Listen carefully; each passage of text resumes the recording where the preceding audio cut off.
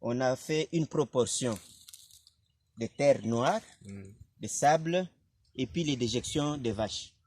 Donc nous avons pris la terre noire, quelque chose, une portion de 80%, et puis 20%, donc 75, 5% le sable et puis 15% la déjection. Nous avons mélangé pour former juste le compost.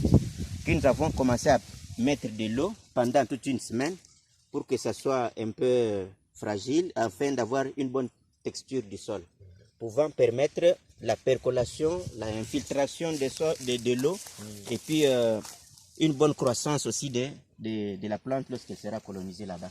Et en fait, ça permet aussi de libérer facilement parce que tous les éléments de la déjection sont déjà décomposés et puis prêts à être servis lorsque nous allons coloniser les plantes.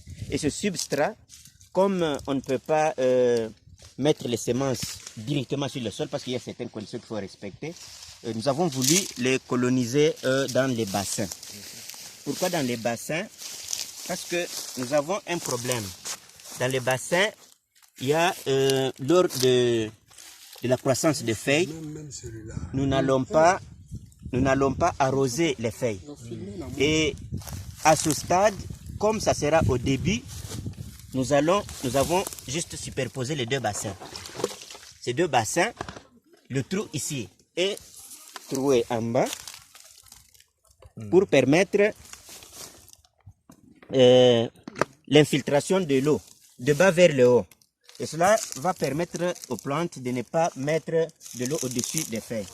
Et lorsque les plantes vont maintenant pousser, on va maintenant commencer à mettre de l'eau tout autour du bassin jusqu'à tel point qu'on va atteindre une certaine taille qui va nous permettre de transplanter maintenant à partir de papier polyéthylène les sachets et avant de poser sur le terrain. C'est ce que nous avons préparé. Ça fait déjà presque un jour que nous avons mis ici. Pour aujourd'hui, nous allons juste traiter le sol parce que, comme vous le savez, les déjections proviennent des animaux.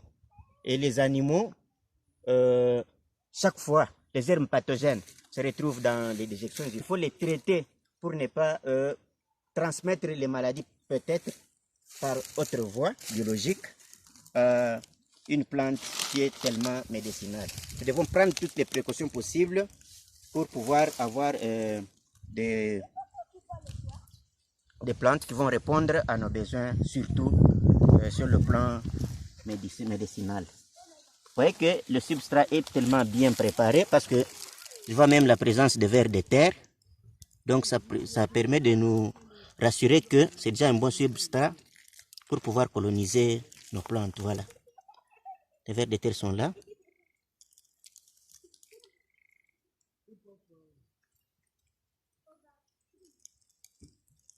Voilà. Donc c'est déjà bon. On va juste chauffer de l'eau à 100 degrés, juste à l'ébullition, comme on n'a pas des unités pour tester la température ici, les thermomètres, juste chauffer de l'eau jusqu'à l'ébullition. Ça va déjà atteindre 100 degrés Celsius et puis on va verser.